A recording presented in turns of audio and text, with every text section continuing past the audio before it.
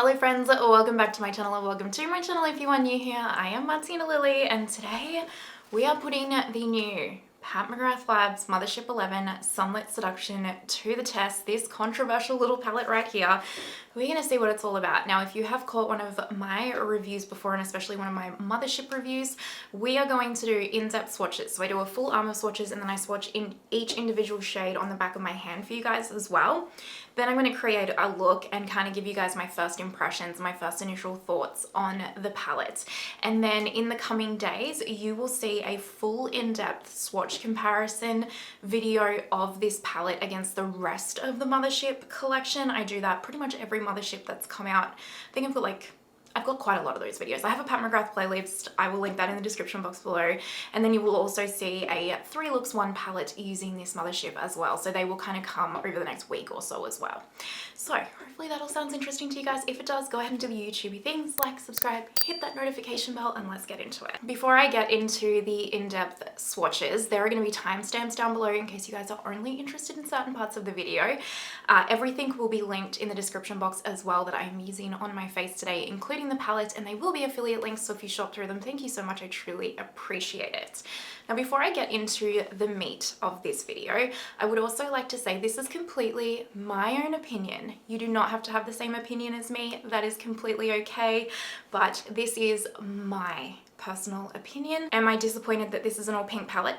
Yes, we will get to that in a second. But I have said that already in my reaction video. Check that out if you want to hear all about it. But I am actually going to do this review like just pretending the rest of the Mothership collection and the rest of Pat McGrath Labs palettes don't exist. I'm going to review this palette, well, in terms of color story, I should say. I'm going to review this palette on its own merit, its own quality. I will probably give you my thoughts around like the special shades or the formula of the shades compared to her other palettes, regardless of the color shades, just more so the actual physical formulas from my personal opinion and experience. But I'm not going to be harping on about how this palette is so pink and I wish it was a different color story. I'm not going to bore you guys with all of the prices and all that kind of stuff. You know the deal, like 128 US. I think they're about 220 Australian, maybe a little bit more depending.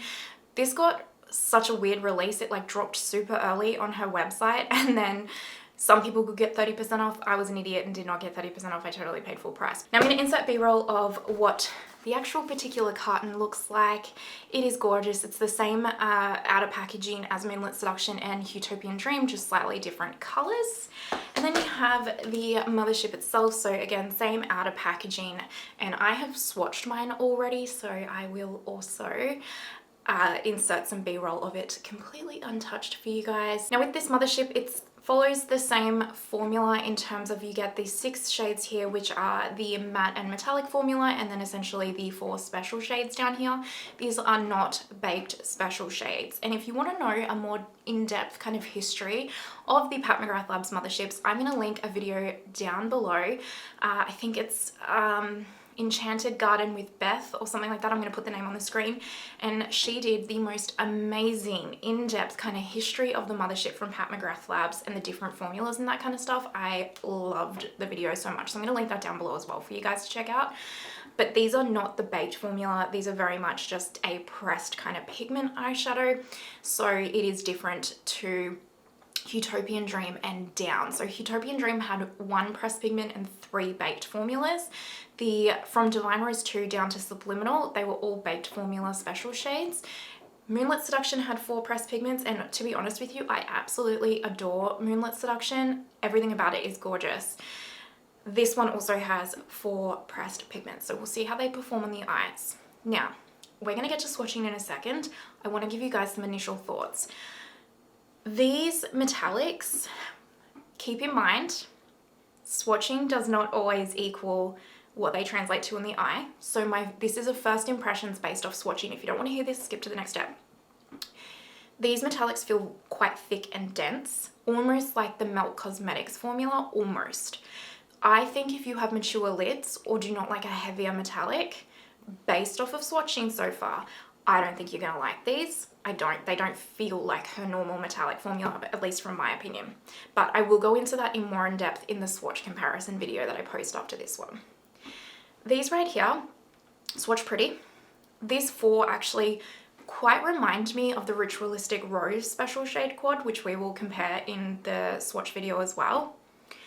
They swatch very pretty, don't get me wrong.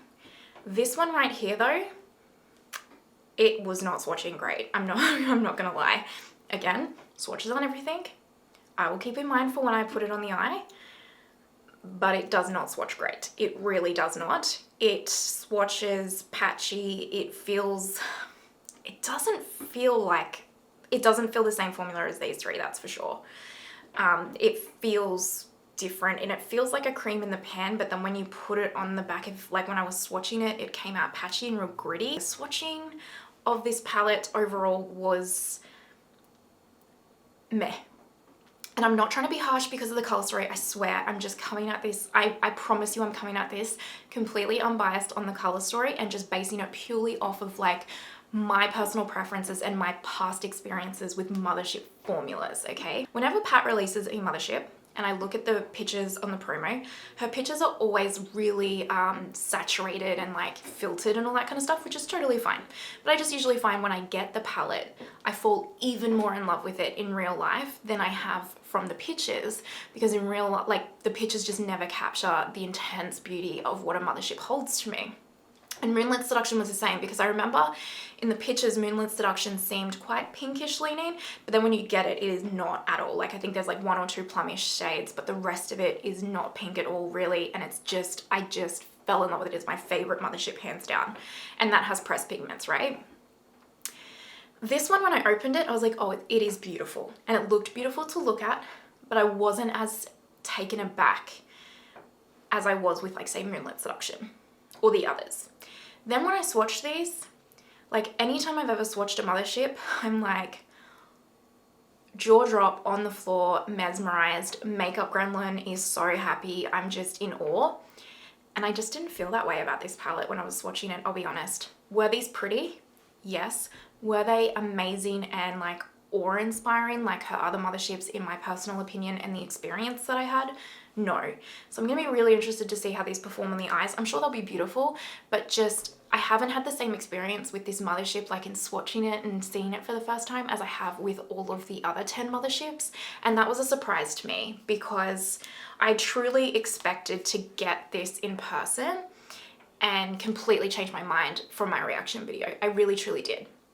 But so far, I'm feeling a bit, oh gosh, like this isn't holding that specialness and that captivation that I have or I normally have with a Mothership. I'm gonna stop rambling now. Let's go ahead and move into swatches and then we will zoom in and create a look together.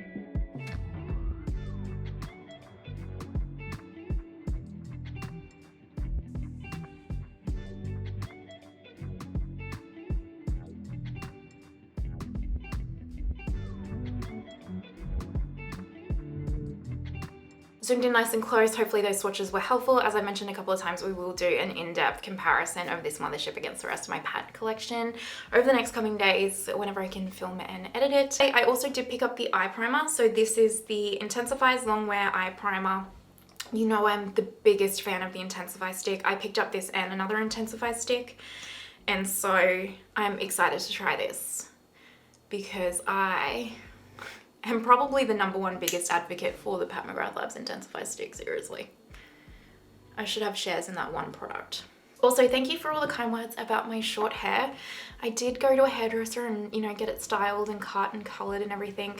I just wanted to cut it all off and see what I thought, to be honest. I'm not sure how I feel still, but your kind words has been lovely. My husband adores it as well, so it's nice, but it's just, you know, I'm used to putting my hair in a ponytail every day, so it's a bit different. Anyway, let's get into this little Mothership. I'm interested to see if you guys have got this already. This shade is like like a pink version of the matte shade in Divine Rose 1, which is interesting.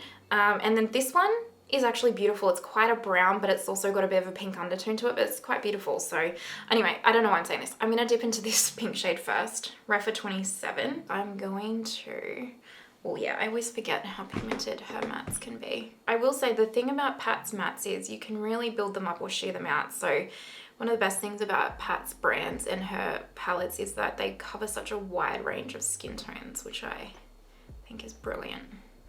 This matte is performing exceptionally straight off the bat, I can tell you that. Now this won't be a revolutionary look. I'm just gonna try and use as many shadows as I can. And if I don't use one of the shades, don't worry, I will do a 3 looks, 1 palette. I just also have so much makeup. I swear all of the makeup got released while I took a vacation. I take one vacation and not post for like over a year or more. And I swear every single makeup collection got released this week. Okay, this matte performs beautifully. This is definitely a great quality matte. No complaints with this matte.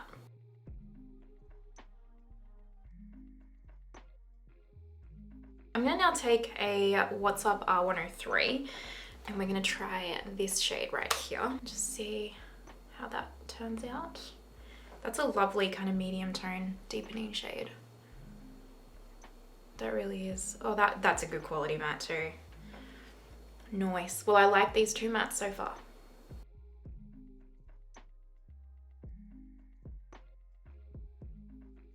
I'm just going to take a Refa 1 and we'll pick up a little bit of the dark brown matte too, just a small amount. And I'm just going to use this to deepen the outer corner a little bit, just tapping. I mean, it's performing really nicely as well. Yeah, I would say these mattes are lovely, absolutely lovely. Very pigmented though, so just keep that in mind. But they are so pigmented as well because that's what makes them go across so many skin tones, right? You can sheer them out or build them up. I am going to take the Intensify on both eyes. I know you guys liked me in reviews to do one eye with and without, but you know, this is a product that Pat has designed to use with her palettes and her shadows, and also these shades are really chunky. Well, not really chunky, but they're really glittery, and I just would like to minimize as much fallout as possible. Refa 2, I'll take a little bit of this berry one on the outer corner. I wasn't going to, but let's just, oh, I don't even like the way this picks up on the brush. Okay. I'm a little bit nervous about how this is going to perform on the eye. I might just pick a little bit up on my finger.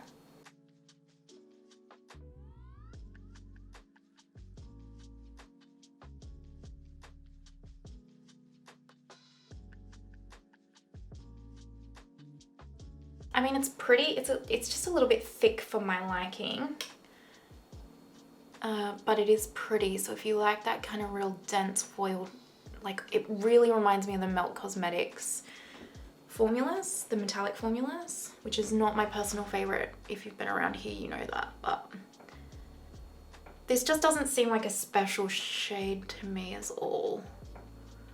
But you know, that could just very well truly be my opinion. You might feel differently about it. It does apply better with a finger though. I mean, it's a pretty shade if you're into that kind of cranberry red too. Good Christmas shade. Picking up another Refa 2 because I have like 4.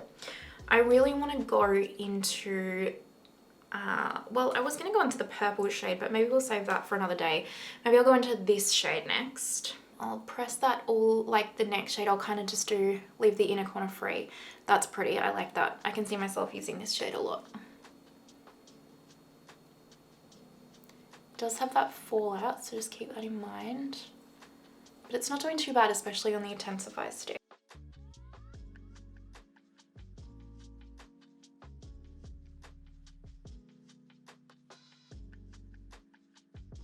I like this pink shade layered over that cranberry one too. Adds a nice little pop. That shade's pretty, I like that, but it does remind me of the one of Ritualistic Rose, so I'll be interested to like swatch them and compare them. Now I'm going to pick up a Refa 28 and I'm going to go into this one right here. I think like this shade just lightly tapped all over the lids with like a really soft transition shade, and the crease will look so pretty. Oh yeah, that's really pretty. I like that. It does remind me of Ritualistic Rose though, truly. That is very pretty though. To be honest, I think if I was to use this palette, I probably wouldn't use this shade a lot. I would use this one a lot more because I would like to keep it a bit more neutral. I don't love on me a pinky berry crease tone. It's just not my go-to. So I'm obviously using all the shades for this, and I will in the 3 looks because it's like the one palette. But like if I was going to use this like on my everyday, I probably would use like the shade out of Subliminal, the taupe shade, and then use like this shade as well or something, just to like make it a bit more neutral for my preference. But again, different strokes for different folks. What we're going to do now is I'm going to do the speed through of my base makeup. I'm going to keep it all predominantly Pat McGrath Labs products, and then we'll come back and finish up the lower lash line and my kind of first impression thoughts. So let's do it.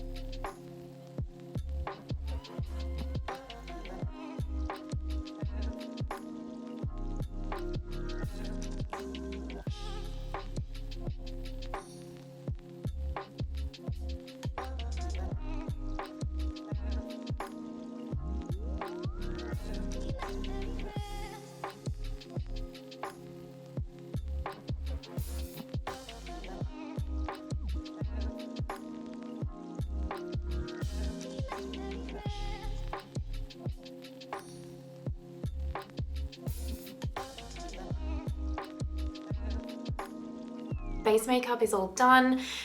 I used as many Pat McGrath Labs products as I have, but again, it'll all be linked down below for you guys. Let's finish this eye look and then we'll do highlighter and blush and lips together as well. Actually, I'm just going to take a mixture of these two for the lower lash line with a Sephora Precision Shadow Brush. In my 3 looks, I will do some looks that aren't so full on glam for those of you that just want to see how you can do like everyday looks. Actually, let me know in the comments for my 3, if you want to see a 3 looks 1 palette, first of all. And secondly, do you want me to do do you want me to do mainly like everyday cash looks, or do you want me to do like more like 2 glam looks, 1 cash look? You know, let me know what you want to see and I'll do majority rules. And then I'm going to take the little champagne shade and pop that on the inner corner, which I know she includes these in every palette, but I kind of have really come to appreciate it because whenever palettes don't actually have an inner corner shade, I'm like, oh. And that one is actually very pretty on the inner corner there. I don't know if you can see that. All right, for eyeliner and mascara, I'm going to put my Victoria Beckham black eyeliner on my top waterline. I'm going to put this Natasha Denona Camu on my lower waterline. And then I'm going to put my Badgal Bang mascara on. So we'll speed through that.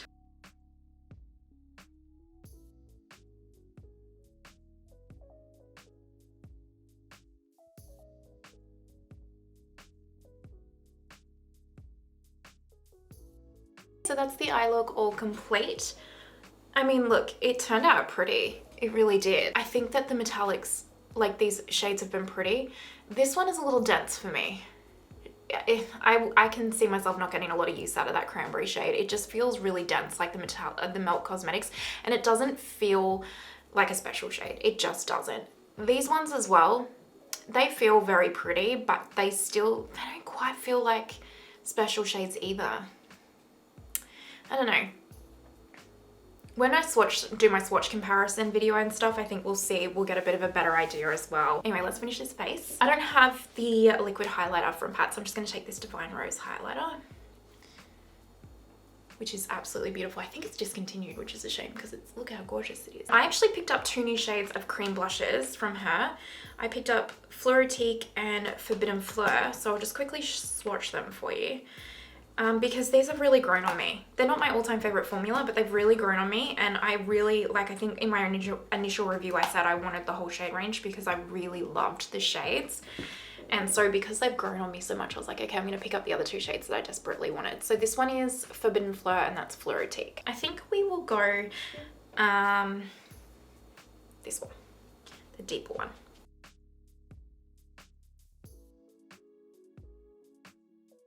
That's a very pretty shade.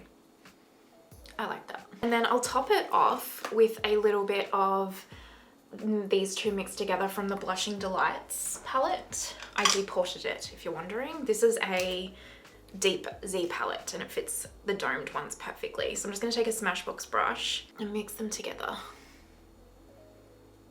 I can't wait until she one day comes out with these formulas, these baked blush formulas as singles, because they're going to do so well for her. They're such a lovely formula. Yes. Nice. I just quickly set my face with the Charlotte Tilbury setting spray off camera. For lips, I'm going to take my Pat McGrath Labs Contour Lip Liner. And then I'm going to take my Omi lipstick and I'm just going to tap it lightly because it's really pigmented and I don't want it to be.